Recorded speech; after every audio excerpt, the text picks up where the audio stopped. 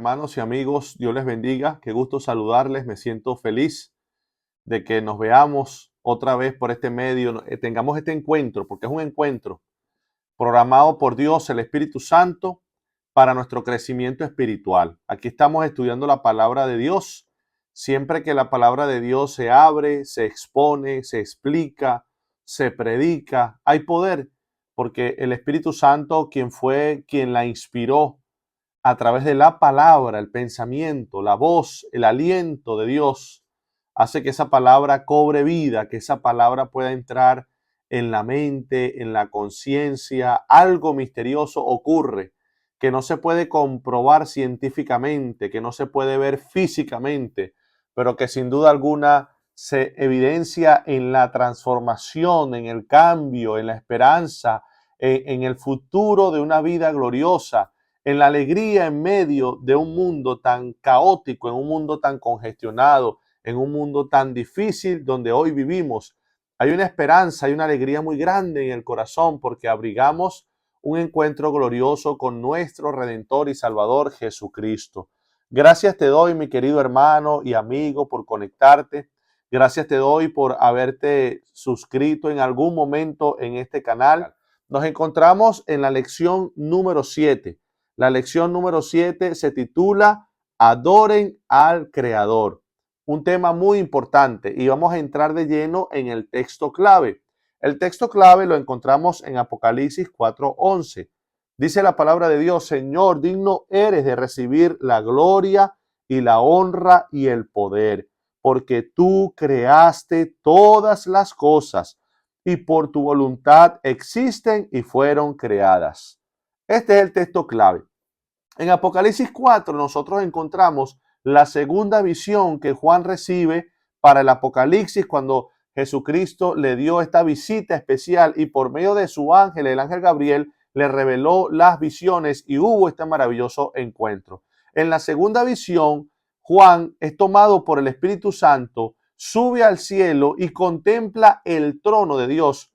No hay ninguna duda de que es el trono de Dios por las características. El personaje que está sentado en el trono, su apariencia es como piedra de jaspe, de cornalina, de esmeralda, piedras que se encontraban en el pectoral del sumo sacerdote, quien ministraba en el lugar santísimo, que representaba el lugar donde se manifestaba la chequina, donde estaba el propiciatorio, el espacio para que se pudiera hacer la gracia, donde ocurría la expiación, un lugar que representaba la presencia y el trono de Dios. Cuando leemos Ezequiel capítulo 28, hablando de la profecía para el rey de Tiro, dice que Lucifer, el querubín protector, vivía en el Edén, en el paraíso de Dios, y de piedras preciosas, de jaspe, de cornalina, de esmeralda. Así que, sin duda alguna, por el lenguaje simbólico, se está identificando que Juan está viendo el trono de Dios.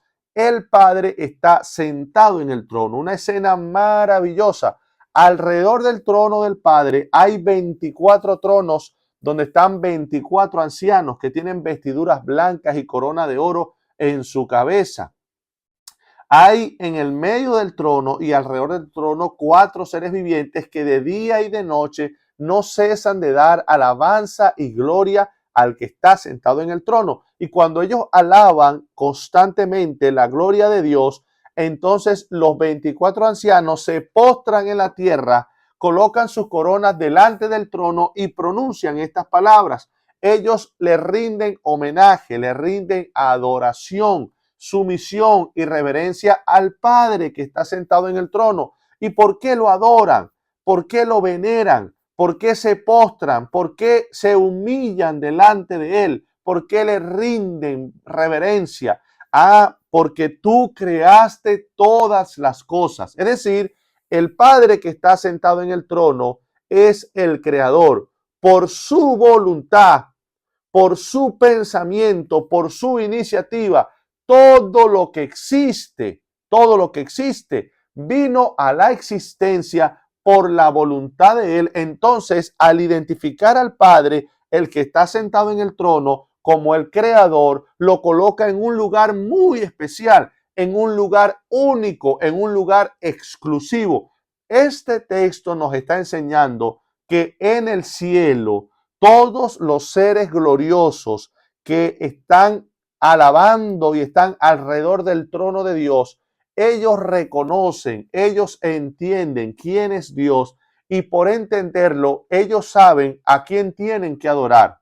Ellos saben delante de quién tienen que postrarse y lo hacen porque Dios tiene las credenciales, tiene el mérito, tiene el título, tiene la naturaleza, tiene la personalidad de ser único porque como creador, es decir, que todos los seres celestiales en el cielo rinden adoración a Dios porque saben que Dios es su creador. Saben que nunca hubiesen existido si no era por la voluntad de Dios. Entonces, el hecho de que Dios sea creador es lo que propicia en ellos la adoración. En el cielo se reconoce muy bien quién es Dios, su naturaleza, lo que él ha hecho y el título único, exclusivo que Él merece por lo que es como creador. Eso es lo que nos está diciendo a nosotros el texto clave. Miren lo que dice esta cita del libro Conflicto de los Siglos en la página 432. El deber de adorar a Dios estriba en la circunstancia de que Él es el creador y que a Él es quien a todos los demás seres deben su existencia. Y cada vez que la Biblia presenta el derecho de Jehová a nuestra reverencia y adoración, con preferencia a los dioses de los paganos, menciona las pruebas de su poder creador. El libro Conflicto de los Siglos nos está aseverando, nos está ratificando lo que ya la Biblia expresa de una manera clara. Dios merece toda la adoración porque es creador. No es porque sea una exigencia, no es porque es un pedido, no es porque es una necesidad. Es algo inevitable, es algo que no se puede eludir, es algo que naturalmente tiene que ocurrir porque al ser creador, ahí estriba, ahí está el fundamento para que Él merezca toda la adoración. Y repito, el texto clave de esta semana, que está en Apocalipsis 4, nos señala que en el cielo se entiende muy bien quién es el creador. En el cielo se comprende muy bien cómo es que cada ser celestial vino a la existencia y por eso no hay ninguna duda en ellos, en su adoración, en su servicio, en su sumisión al Padre, porque el Padre es el creador. Ahora, ¿por qué estamos hablando de este tema? Porque nosotros nos encontramos, estamos descodificando el evangelio eterno que se encuentra en el mensaje del primer ángel. El mensaje del primer ángel tuvo su inicio, tuvo, digamos, su cumplimiento histórico, profético, a principios del siglo XIX, cuando los pioneros del milerismo, cuando los pioneros de la iglesia adventista predicaron con toda claridad los principios que nosotros hoy estamos estudiando. Pero el mensaje del primer ángel es un mensaje vigente, es un mensaje actual, es un mensaje presente de manera activa que nosotros estamos comprendiendo, analizando, internalizando para poder predicarlo, porque este mensaje es el que va a descubrir la gran mentira, el gran engaño en cual se envuelve el mundo, y al presentar la verdad es una manifestación de misericordia para que las personas puedan conocer realmente lo que es justo, lo que es correcto. Nadie quiere estar en algo falso, nadie quiere estar bajo un engaño.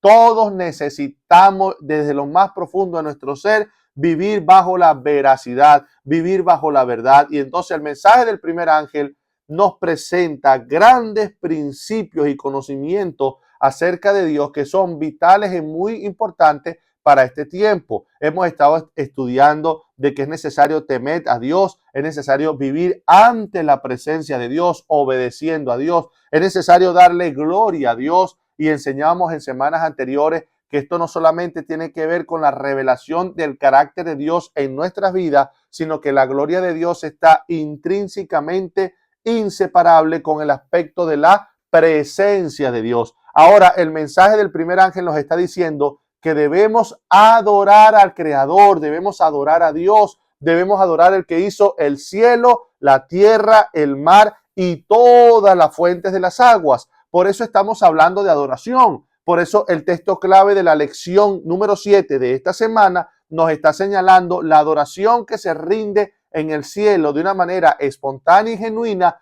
porque Dios es el creador. Es lo que los 24 ancianos hacen después que los 4 seres vivientes constantemente alaban a Dios porque Él vive por los siglos de los siglos. Ellos se postran, colocan sus coronas en el suelo, se someten, adoran a Dios porque tú creaste todas las cosas. Miren lo que ellos dicen, y por tu voluntad vinieron a la existencia. Por eso estamos hablando de adoración. ¿Qué dice el mensaje del primer ángel? Vamos a repasarlo de nuevo. Apocalipsis 14:7 dice, diciendo a gran voz, temed a Dios y dadle gloria, porque la hora de su juicio ha llegado, y adorad a aquel que hizo el cielo y la tierra, el mar y las fuentes de las aguas. El mensaje del primer ángel es un llamado a gran voz por todo el cielo, para toda nación, tribu y lengua, relacionado con el gran mensaje, con la gran dinamita de misericordia que es el Evangelio eterno. Relacionado con esto es un llamado a que debemos adorar. Nos está aclarando, nos está diciendo, la base del conflicto es la adoración, el fundamento de la vida tan difícil en la que nosotros nos encontramos, en esta plataforma de vida que está concentrada en la constante toma de decisiones. Tenemos que entender que el gran trasfondo, el gran contexto general es un conflicto de adoración. Y el mensaje del primer ángel, que es un mensaje lleno de gracia, nos está diciendo, hey, querido amigo, querido Ramón, querido José, querida María, querido Cristian, como te llames, donde estés, donde vivas, tribu, lengua, nación, pueblo, debes adorar a Dios, debes adorar a Dios, debes entregarte a Dios, debes reverenciarlo, debes someterte a su voluntad. Y entonces la pregunta, pero ¿a qué Dios debo adorar? Si hay tantas deidades, si hay tantas creencias, si hay tantas religiones, ¿a quién debo adorar? Es muy fácil. El mensaje del primer ángel nos indica con toda claridad que debemos adorar a Dios, el creador, lo que identifica a Dios como Dios, lo que separa a Dios de cualquier otra creencia, de cualquier otro aparente Dios, es que Él es el creador, el que hizo el cielo, el que hizo la tierra y el que hizo el mar y todas las cosas que en ellos hay. Él es Dios. Entonces, Apocalipsis, en su mensaje, el mensaje del primer ángel, Apocalipsis 14:7, nos está diciendo que nosotros debemos adorar a Dios, adorar al Creador. La palabra adorar es el verbo proskineo. Significa postrarse, arrodillarse, hacer reverencia, caer a los pies de. Es más que una acción externa. Es decir, es mucho más que el simple hecho de arrodillarse, de postrarse. Representa la acción de postrarse, de arrodillarse, de brindar reverencia, de caer a los pies de una deidad, representa una verdad interna, una actitud interna que se expresa a través de un profundo respeto y amor. Entonces, el Apocalipsis 14:7 nos está llamando a que nos sometamos a Dios, nos rindamos a Dios, nos postremos delante de Dios, que nosotros tengamos profundo respeto, profunda admiración, profunda adoración hacia Dios por ser creador. El poder de crear es uno de los rasgos distintivos del verdadero Dios en contraste con los dioses falsos. Miren lo que dice esta cita en el libro del profeta Jeremías. En el capítulo 10 encontramos una verdad bíblica poderosa que estamos tratando de desarrollar en el estudio de esta semana. Miren lo que dice. Mas Jehová es el Dios verdadero. Él es el Dios vivo y Rey eterno. A su ira tiembla la tierra y las naciones no pueden sufrir su indignación. Les diréis así: los dioses que no hicieron los cielos ni la tierra, desaparezcan de la tierra y debajo de los cielos. El que hizo la tierra con su poder, el que puso en orden el mundo con su saber y extendió los cielos con su sabiduría.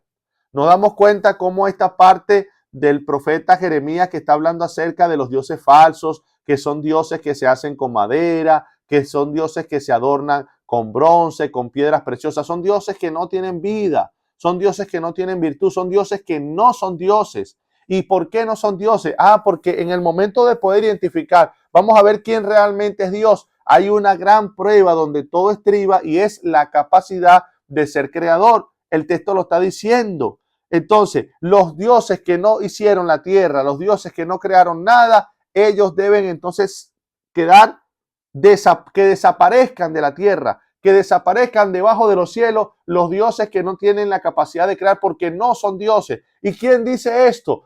El que hizo los cielos, el que hizo la tierra con su poder, el que puso el orden en el mundo en orden con su saber, él es el que lo está diciendo. Es decir, el poder de crear coloca a Dios como Dios, le da el título de Dios, le da la autoridad de Dios, le da el sitial de Dios, le da la reputación, le da el título de dueño absoluto y merecedor de toda gloria, de toda alabanza, de toda honra y que toda vida se someta a él. Entonces, mis queridos amigos, en respuesta a lo que está diciendo Apocalipsis 14:7, nosotros vamos a leer lo que dice el Salmo 100, versículo 3. Reconoced que Jehová es Dios. Él nos hizo y no a nosotros mismos. Pueblo suyo somos y ovejas de su prado. Mi querido amigo, Dios te hizo a ti. Dios te hizo a ti. Por eso tú y yo necesitamos entregar nuestra vida a Él, seguirlo a Él, escuchar su voz, dejar que Él haga su voluntad en nosotros, dejar que Él nos guíe, dejar que Él nos indique, dejar que Él nos moldee, mover nuestra vida bajo sus principios, porque sin Dios tú y yo no existiéramos, tú y yo no tuviéramos mente, tú y yo no tuviéramos órganos, no tuviéramos sentidos, tú y yo no pudiéramos pensar y razonar, tú y yo no pudiéramos movernos, tú y yo no pudiéramos articular nuestros músculos y hacer actividades físicas. No somos nada sin Dios. Debemos reconocer que Él es Jehová porque Él nos hizo a nosotros y no nosotros a nosotros mismos. Nosotros somos ovejas de su prado. Nosotros debemos adorarlo a Él porque Él nos hizo. Esa parte de la Biblia es muy poderosa.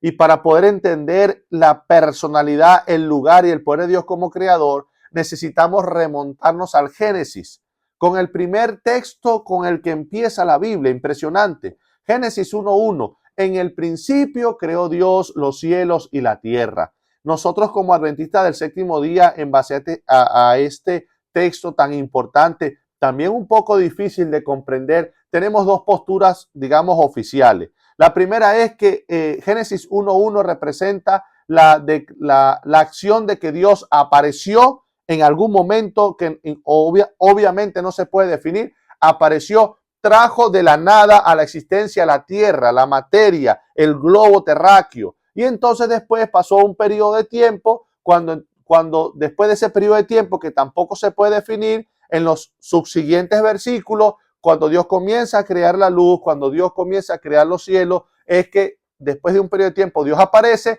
para comenzar a organizar lo que ya de la nada había creado. Esa es una postura. La segunda postura es que esta declaración de Génesis 1:1, en el principio creó Dios los cielos y la tierra, simplemente forma parte de la descripción del primer día del relato de la creación. Pero estas palabras están cargadas de mucho significado, porque estas palabras dicen en el principio. Lo primero que Dios establece, irrumpe, es en la creación del tiempo. Dios crea tiempo, Dios establece un principio. ¿Por qué? Porque Él está fuera del tiempo. Él puede crear un comienzo, Él puede crear un origen, Él puede dar un principio para este planeta Tierra cuando se lo dio, para la historia humana cuando se lo otorgó, porque Él está fuera del límite del tiempo, porque Él no puede ser encerrado por el tiempo. Solo el que puede crear un principio, Solo el que puede establecer tiempo es aquel que está fuera de los límites del tiempo. Tú no puedes crear tiempo para ti. Tú no, en estos días que son tan acelerados, en estos días cuando pasa la semana, a veces yo me siento tan frustrado. Es tan difícil muchas cosas. Y uno dice, tienes una lista de tareas, hay muchas maneras de organizarse. Quizás yo utilizo una, no puede, quizás no es la más recomendable, pero una de las maneras como yo trato de organizarme es la noche anterior o muy temprano en la mañana. Ya tengo una lista de las cosas que tengo que hacer para que no se me olviden, pero los días van pasando y nos damos cuenta que no nos alcanza para poder hacer todas las cosas que queremos hacer. ¿Por qué? Porque nosotros no podemos habilitar más tiempo, porque no tenemos ese poder, pero Dios sí.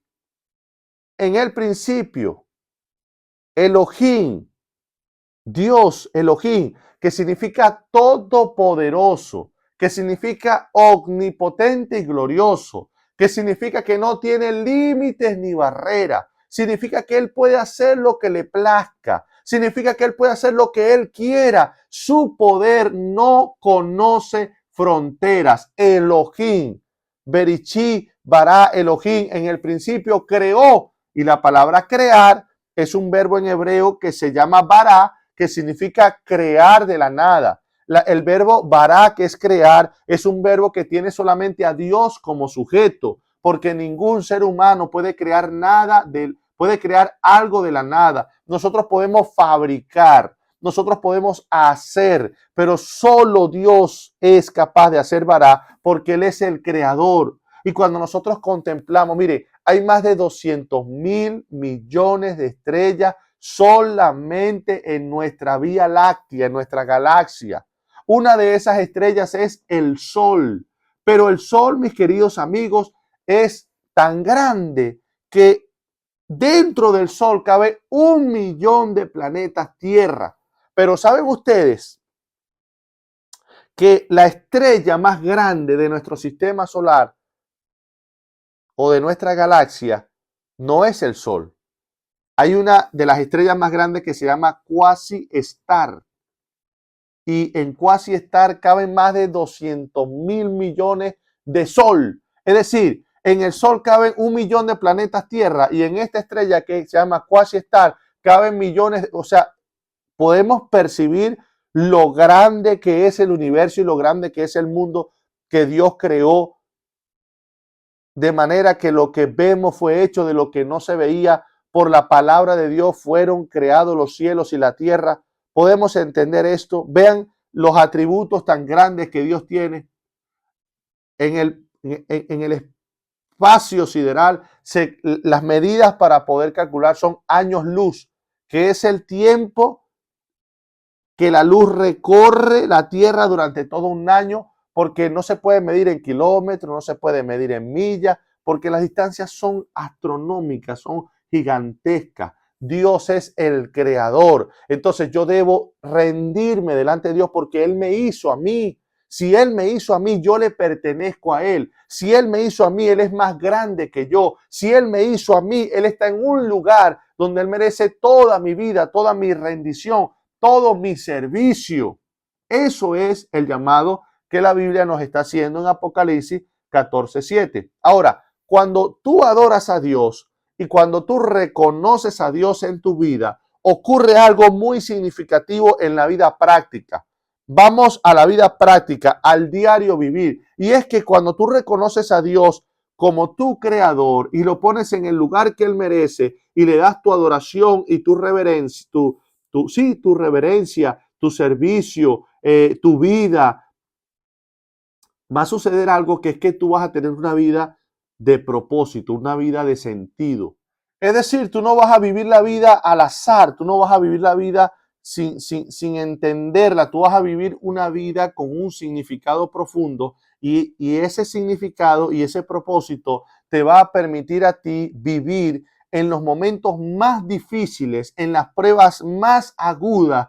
Tú vas a salir adelante, vas a poder vivir la vida con éxito, sin frustraciones, sin graves problemas. O las frustraciones existen, los problemas también. Y entonces, pastor, ¿qué es lo que está diciendo? Lo que quiero decir es que hay un bien superior. Hay una meta más grande, y esa meta más grande y ese propósito más elevado, porque tú colocas a Dios como el centro de tu adoración y lo reconoces como tu creador, te permite sobreponerte a esas frustraciones, a esas pruebas, y vendrán grandes pruebas. Miren lo que dice Hechos 14, versículo 22.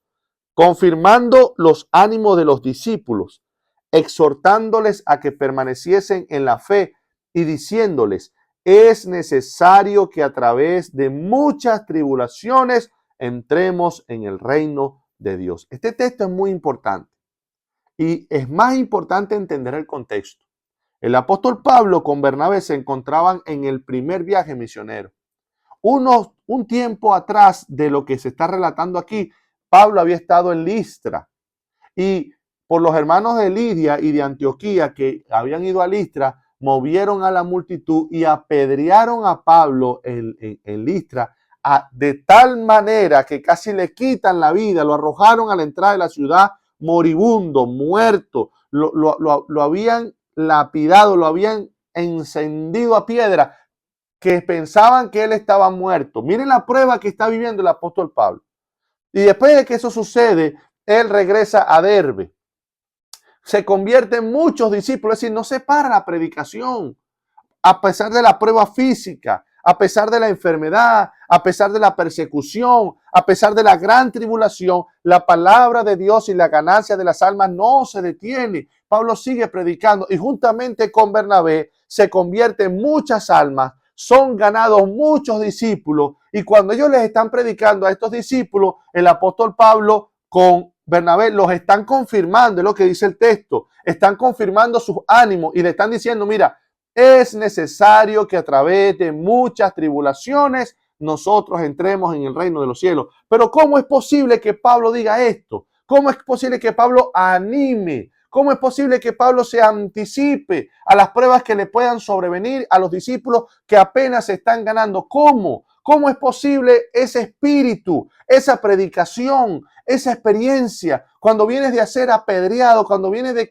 que lo más sagrado de este mundo para cualquier ser humano, que es la vida, estuviste a punto de perder? ¿A qué es lo que está pasando? Ah, porque hay un propósito más elevado, porque hay un servicio, porque hay una meta, porque hay un objeto grande y glorioso, y es que el adorar a Dios en el sentido práctico arroja sobre nosotros la bendición de vivir una vida con propósito. Y la adoración a Dios te va a ayudar a ti a sobreponerte y a enfrentar las grandes tribulaciones que vienen para los discípulos de Dios, porque es necesario que de esta manera entremos en el reino de Dios.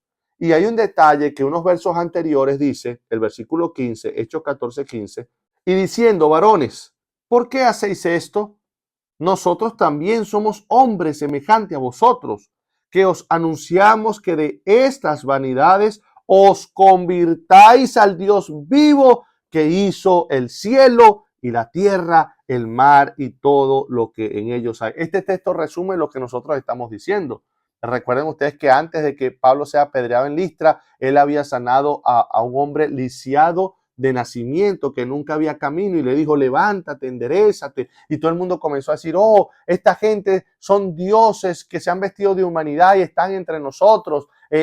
Bernabé, Zeus, como este hombre Pablo es el que predica, él es Hermes, y comienza y lo van a idolatrar, le van a traer sacrificios. ¡Ey! Dice el apóstol Pablo, que está diciendo el texto, no vengan a adorarnos a nosotros, dejen esa vanidad, nosotros somos seres humanos igual que ustedes, conviértanse al Dios vivo.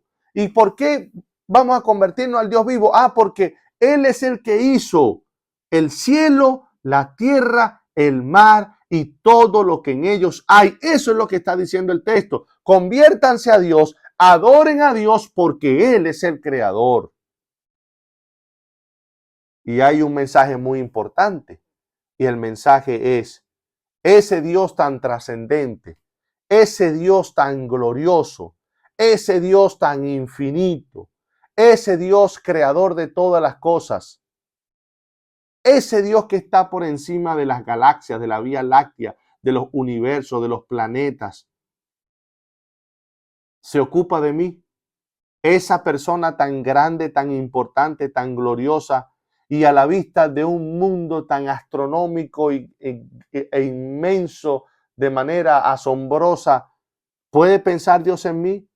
Yo que estoy aquí lleno de tantos defectos, 41 años de vida, o anciano, 60, yo que tengo malos pensamientos, yo que siempre me desanimo, yo tanto que critico a la gente, yo que lastimosamente siempre ando malhumorado, yo que soy una persona pesimista, yo que me burlo tanto de los demás, yo pensará Dios en este Dios tan glorioso, tan asombroso, trascendente, pensará en mí.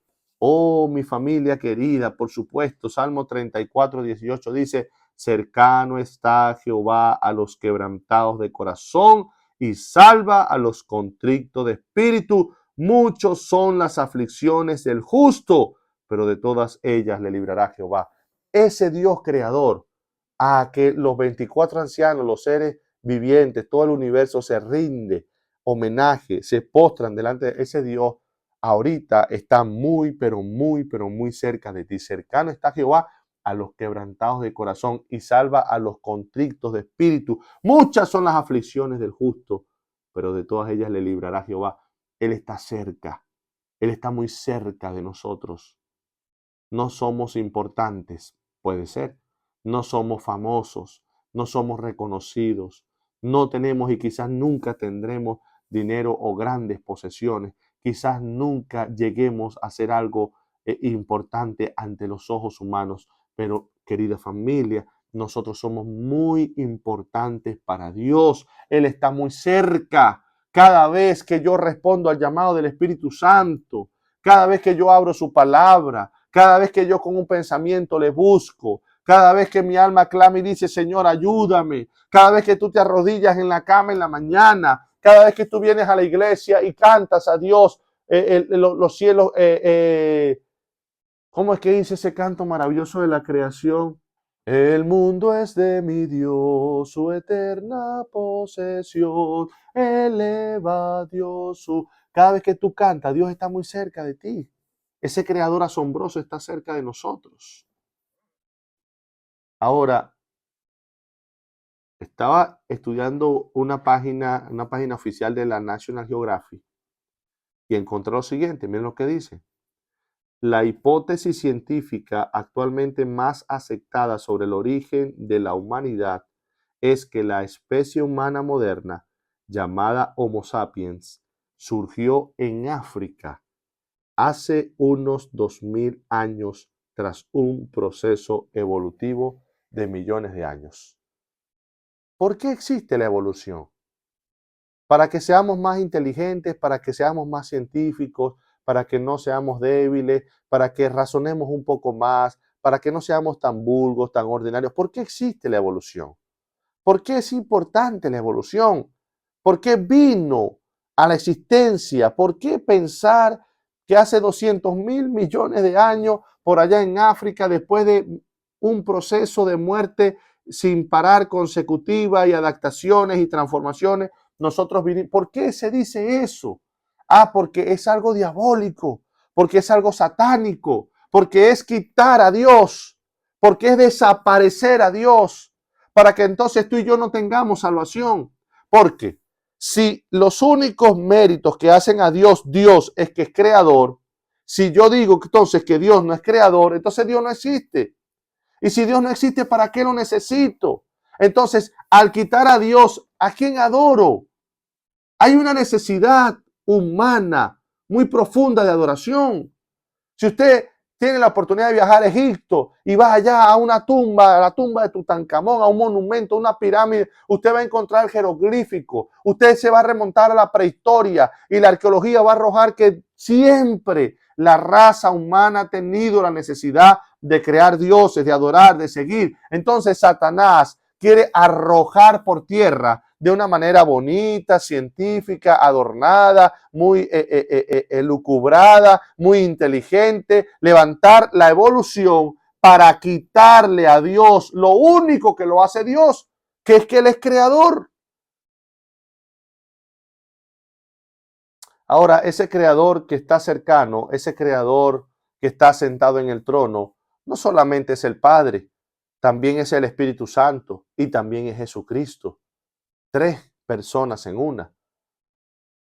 Dice Colosenses, la carta a los cristianos en Colosa, el capítulo 1, del verso 14, dice: en quien tenemos, hablando de Jesús, en quien tenemos redención por su sangre, el perdón de pecados.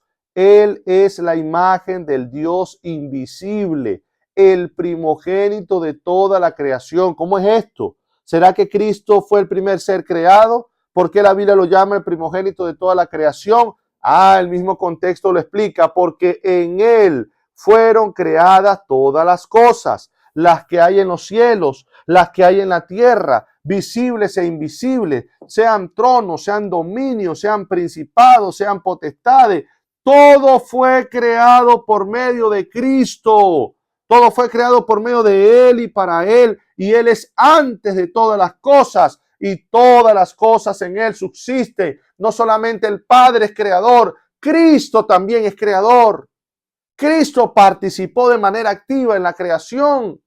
Cristo es el primogénito de la creación porque Él está por encima, tiene la supremacía, tiene la preeminencia, tiene el podium de creador, está por encima todas las cosas, dominios, potestades en los cielos, en la tierra, todo fue creado por Cristo.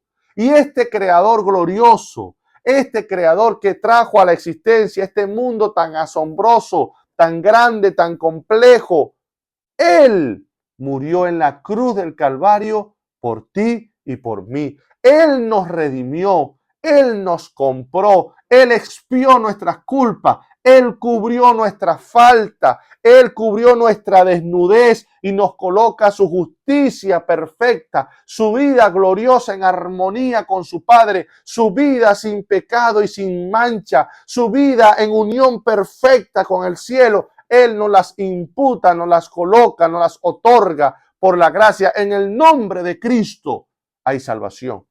El creador del universo, ese fue el que murió en la cruz. Miren todo este mensaje tan importante que dice Apocalipsis 14:7. El camino a Cristo, página 26-27, hay algo profundamente importante. Vamos a llegar al cierre. Cristo debe ser revelado al pecador como el Salvador que murió por los pecados del mundo, y mientras contemplamos al Cordero de Dios sobre la cruz del Calvario, presta atención a esta parte, el misterio de la redención comienza a revelarse a nuestra mente y la bondad de Dios nos guía al arrepentimiento. Al morir por los pecadores, Cristo manifestó un amor incomprensible. Y a medida que el pecador lo contempla, este amor enternece el corazón, impresiona la mente e inspira contrición al alma. El pecador puede resistir a este amor, puede rehusar ser atraído a Cristo, pero si no se resiste, será atraído a Jesús. El conocimiento del plan de la salvación le guiará al pie de la cruz, arrepentido de sus pecados, los cuales causaron los sufrimientos del amado Hijo de Dios. Apocalipsis 14:7, que dice: temed a Dios y darle gloria y adorad a aquel. Esa frase, adorad a aquel que hizo el cielo, la tierra, el mar y la fuente de las aguas, está levantando la cruz de Cristo. Porque en la cruz del Calvario está el Creador que murió por nuestros pecados. Y cuando nosotros contemplamos a Cristo, que no es algo de un solo momento, que no es algo que como ocurrió hace 3 años, ya no, es una contemplación constante y diaria, es una experiencia todos los días, porque la contemplación de Cristo y de su obra en la cruz, comprendiendo quién es Él, lo que Él hizo, lo que Él era antes de encarnarse y cómo trajo con su palabra el universo, al contemplarlo de manera misteriosa se despierta en nosotros amor hacia Dios, se produce el arrepentimiento. Tú puedes rechazarlo, tú puedes resistirlo, porque obviamente no todos proceden, no todos se dejan ser atraídos. Tú puedes detenerlo, pero si no lo detienes, y contemplas el mensaje de Apocalipsis 14:7, que es el llamado a adorar al Creador, entonces constantemente en la contemplación de Cristo se va a producir en ti conversión, transformación, arrepentimiento, una nueva vida espiritual por la obra del Espíritu Santo de manera constante y genuina será producida y la vida de Cristo será reproducida en tu interior.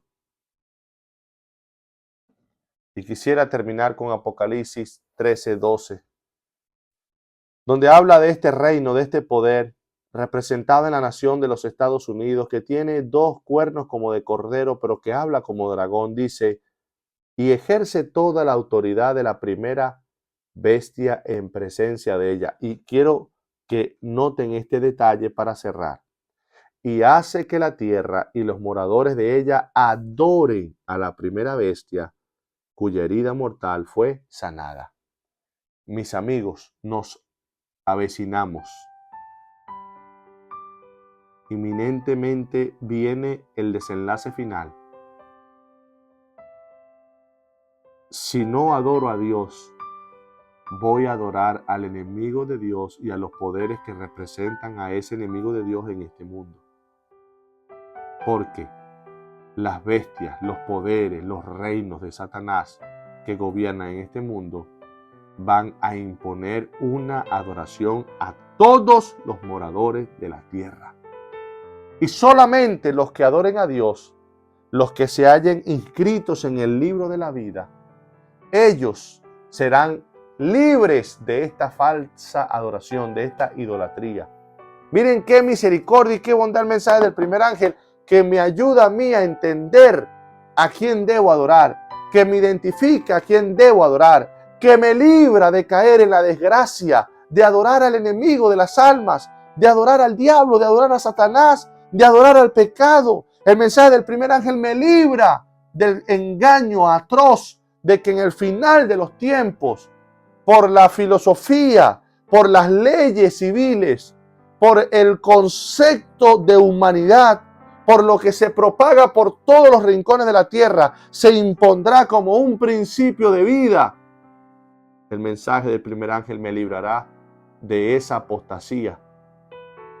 Si no adoro a Cristo, si no adoro a Dios, a alguien voy a terminar adorando, porque el desenlace final indica que en este mundo se impondrá un sistema de adoración falsa. Dios te bendiga, Dios te guarde, que tu adoración sea completamente para Cristo. Que el Espíritu Santo te ayude. Entreguémonos a Dios y que todos los días sea una experiencia muy rica, muy poderosa, muy espiritual, donde nosotros de todo corazón, de manera genuina, adoremos a Dios con toda nuestra alma, con todo nuestro corazón y en la contemplación de Cristo. Mi oración para ti es, mi oración para mí es que ojalá, mi querido hermano y amigo, desde ahorita y cada día, esa experiencia de los 24 ancianos sea tuya y sea mía. Y que nos postremos, nos arrodillemos delante de Dios y le demos todo lo que somos, todo lo que tenemos y todo lo que haremos, que no movamos un dedo, que no movamos un pie, que no tomemos una decisión sin antes rendirnos a nuestro gran Dios. Adoremos al Creador. Dios te bendiga.